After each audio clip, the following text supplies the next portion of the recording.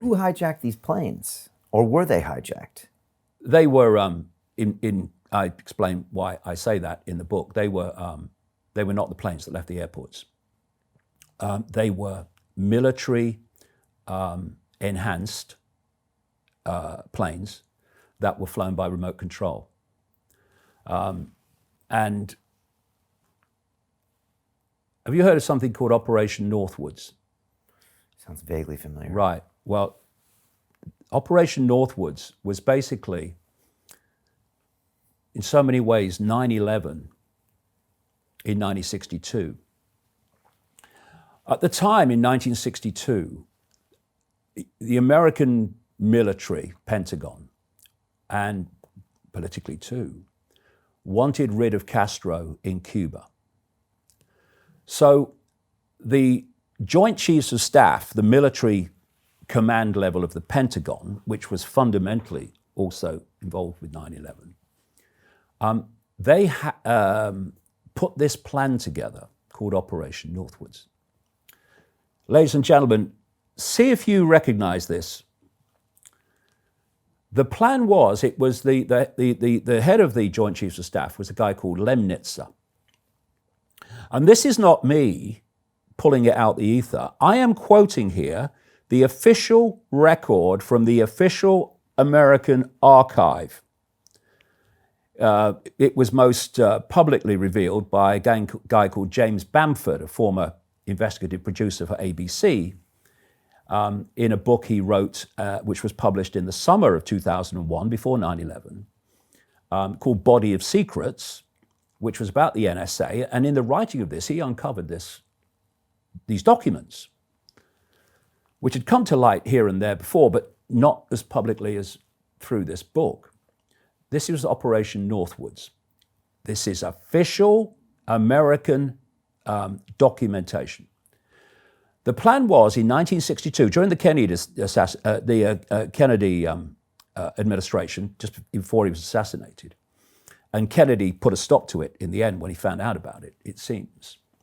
The plan was for the American military to set up terrorist attacks in major cities, New York, Miami, others, to sink American shipping. And this is the most relevant to 9/11, to have a plane flying from a commercial airport on the East Coast that would take it in its normal route across, at a high altitude, obviously, Cuban airspace. This plane, Operation Northwoods documents say, would be full of, this is the quote, carefully selected passengers with carefully selected aliases. The plane would take off, and over Florida, a military CIA plane of the same type, painted in the same airline colors, a drone, 1962, would take off from Eglin Air Force Base in Florida, would get close to the original plane, so basically the dots started to merge, and the drone would be flown on the route over Cuban airspace, and with the passengers, that plane that took off from the airport in an absolutely scheduled flight would be landed at Eglin Air Force Base and the passengers removed.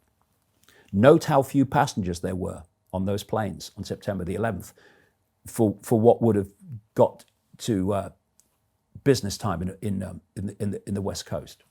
But people did die on those flights. They probably died, but not necessarily by the planes hitting the building. That's another story I go into in the book. It's a lot of background necessary for that. But the point being that these documents said that this drone, without a pilot, would be flown in the colors of the airline and the scheduled flight.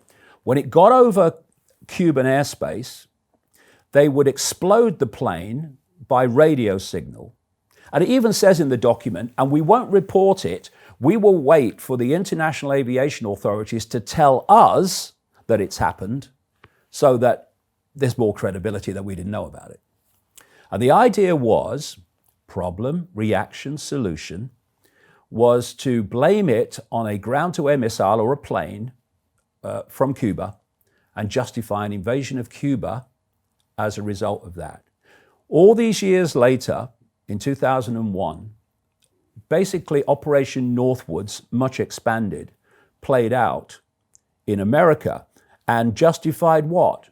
The invasion of country after country in the same way they wanted to use that as an excuse to invade Cuba.